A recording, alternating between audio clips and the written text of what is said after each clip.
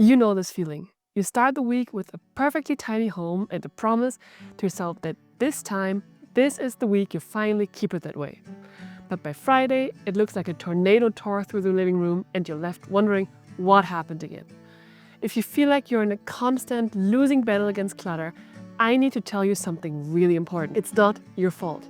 They are powerful psychological traps and also hidden hurdles that are practically designed to throw you off the track. And today we're going to talk about exactly what they are and how to fight them back. Welcome. If you're new here, my whole channel is about finding ways to manage a home without making yourself crazy. And I say that as someone who is generally a really tidy person. But still, for years I was stuck in that exact same cycle of clean, chaos, and repeat. I would spend entire Sunday doing massive resets only to watch it all fall apart by Wednesday, sometimes Tuesday. It was exhausting and honestly is also demoralizing. I just thought I was lazy. But then I started to realize something different. My failure to keep things tidy wasn't a moral failure. Messiness is not a character flaw. It turns out there are very real, scientifically backed reasons why so many of us struggle to maintain a tidy space. Our own brains, our habits, and even the way our homes are set up can put us at a disadvantage. Imagine this, like living in a cluttered space can make you feel disorganized and overwhelmed, and this again kills your focus and your mood. So in this video, we're going into the 5 hidden reasons your tidying routine keeps falling. And we're not just talking about a lack of shelf space. We're talking about the psychological barriers nobody ever mentions. And most importantly, we'll talk about how to break them down one by one. By the end of this, you not only understand why you struggle, but you'll have a real, actionable plan to finally break that cycle for good. Reason 1 is the perfectionism trap. The first hidden reason your home is mess feels a little backward. It's because you want it to be too clean.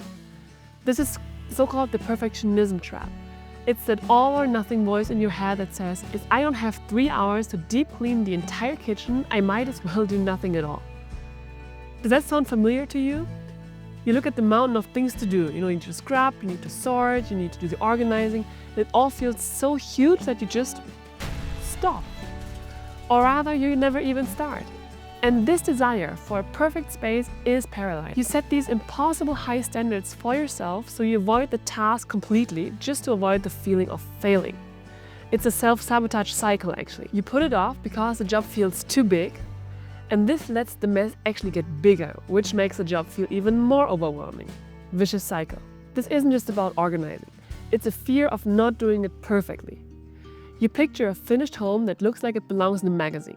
And anything less than that feels like you failed. So just instead of organizing some counters, you leave them, because what's the point if you can't also organize the other counters or even organize the pantry?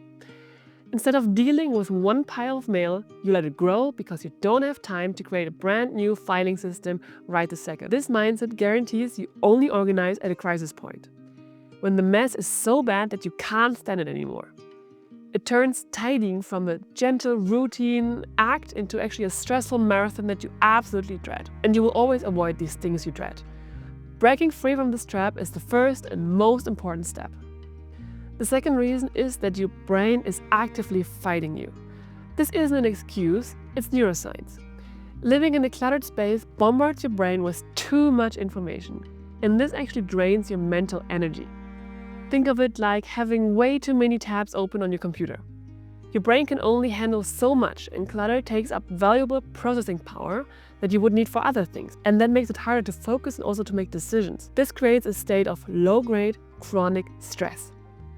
In fact, studies have shown that people, especially women, who live in homes they describe as cluttered, have actually higher levels of the stress hormone, which is called cortisol. This constant visual noise keeps your body in a subtle state of fight or flight and making it tough to relax and leading also to serious mental fatigue. You're not just tired from your day, you're tired from your environment. And this is where a vicious cycle again kicks in. If you're already struggling with your mental health, like having low motivation from depression or from feeling overwhelmed by anxiety, the clutter makes everything worse. Depression can sap the energy you need for simple tasks like making tidying feel impossible. The clutter then piles up, which makes those feelings of sadness, hopelessness, and anxiety even stronger. Your messy room becomes a physical representation of your internal state, And organizing it feels like climbing a mountain when you can barely get out of bed. So, your brain's already overloaded and it just doesn't have the bandwidth to deal with the mess, even though mess is part of the problem. Reason number 3, your home is working against you. The third trap is practical, but its roots are psychological. Your home might be set up to work against you and not to you. This happens when your space doesn't have a simple, intuitive system. And the biggest reason for this is your stuff doesn't have a designated, easy-to-access home. If putting something away is a multi-step process, you're not going to do it every time. Think about that pile of stuff on the kitchen counter or on the chair in your bedroom. It's there because putting those things where they actually go is just too hard. Maybe the closet is already crammed full, so hanging up your coat feels like a frustrating game of Tetris. Maybe the craft supply belong in a box in the basement, so you just leave them on the dining table instead of making the trip. So if there isn't a clear, easy place for something to live, your brain will subconsciously take the path of the least resistance and leave it for later you to handle. So this is all about friction. The more friction there is between you and putting an item away, the less likely you are to do it. It's often said that as much as 80% of household clutter is the result of disorganization, not a lack of space. So this isn't about needing a bigger house or a fancy closet system. It's about designing your space for how you actually live.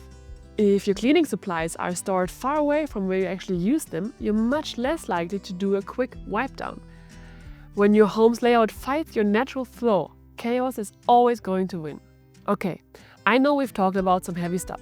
Perfectionism, a tired brain, and a home that's basically fighting you. It's a lot. But just understanding the problem is the first real step to solving it. To help you with that next step, I create a free 5-minute tidy checklist. It's a simple guide with one small, manageable task for each day of the week designed for you to help break that feeling of overwhelm without needing hours of your time. You can grab it at the link in the description. It's a perfect tool to start building the habits we're about to get into. So, reason 4, the goal versus a system trap. The fourth reason you're struggling is that you're focused on a goal and not a system. This is a subtle shift, but it changes everything. A goal is a destination. I want a perfectly clean house. A system is a process. I will spend 15 minutes tidying the living room every night. See the difference? So, goals are great for pointing you in the right direction, but they are terrible for making actual progress. So when you're fixated on this goal of a spotless home, you're almost always living in a state of failure, because your home is rarely in that finished state. Every speck of dust, every tile on the floor feels like a reminder that you haven't met your goal. It's discouraging and it's not sustainable. The solution? Tidy people, especially the ones who aren't born organized, they don't run on goals. They run on systems. They build small, consistent habits that stop the chaos from ever reaching these crisis points. Just think about it. Brushing your teeth is a system, not a goal. You don't wait until you have a dental crisis to brush them, right? You just do it twice a day, 3 times a day, whatever, automatically. It's maintenance. And this same idea applies to your home. Instead of a huge weekend-long cleaning blitz, which is the goal, the answer is a 15 minutes nightly resets, which is the system. This could be just wiping the counters, fluffing the couch pillows, loading the dishwasher, putting away the kids' toys, whatever. But these small, repetitive actions don't feel overwhelming. They become automatic. They prevent the mess from piling up, which means you never have to face that paralyzing mountain of mess again. When you focus on the system, the goal of a tidy home starts to take care of itself. And last but not least, reason number 5, the loneliness of tidying. The final reason it's really hard to stick to a routine is maybe the most frustrating of all. You feel like you're doing it all by yourself. If you live with other people, a partner, kids, roommates, and the entire burden of keeping the house in order falls on you, your motivation is going to burn out. Period. This isn't just about the physical work, it's about the mental load. You become the default manager of the household. You are the one who has to notice the mess, remember what needs to be done, and ask other people to help, which also is its own exhausting job. It can breed some serious resentment.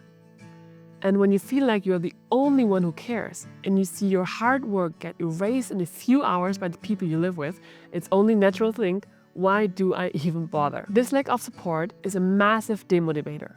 A clean home should be a team effort, but it's rarely treated that way. You might clean the kitchen only for your partner to leave the dirty dishes right on the counter again. You might tidy the living room only for the kids to dump out a bin of toys and just walk away. But these little things send a big message. Your time and your effort aren't valued. Feeling unappreciated is one of the fastest ways to kill your motivation for any task, especially for something as repetitive and thankless as organizing. Without buy-in and shared responsibilities from everyone in the entire household, also your kids, you're not just fighting clutter, you're fighting a losing battle against the habits of everyone else around you. When you look at it all together, it makes sense, right? We've got the trap of perfectionism that paralyzes you. We have the brain fatigue from all the visual noise around you. We have a home that's not set up for success. We have a focus on impossible goals instead of simple system. And last, we have the burnout that comes from feeling like you're doing it all alone. The most important thing I want you to take away from this is a sense of relief, okay? The fight you've been having is not because of some flaw in your character. It's a complicated dance between your psychology and your environment. And now that you can name these things, you can start to fight back with the right tools. Start small to beat perfectionism. Be kind to your brain and give yourself a break, especially when you're feeling down. And also lower the friction in your home by giving everything an easy home. Build simple, repeatable systems like the 15 minutes nightly tidying routine instead of chasing a perfect outcome. And please start a conversation with the people you live with about sharing the load. Progress, not perfection. That's what matters. You're not lazy, you're not a failure, you've just been playing a game that was rigged against you. So now that you know the rules, you can start to change them. I would love to know which of these traps hit home for you the most. Let me know in the comments. Sharing these struggles is the first step in getting past them. And if this video helped you feel a little more seen and a little less alone, please give it a thumbs up and subscribe for more practical advice for real people. Thank you so much for watching, and I'll see you in the next one.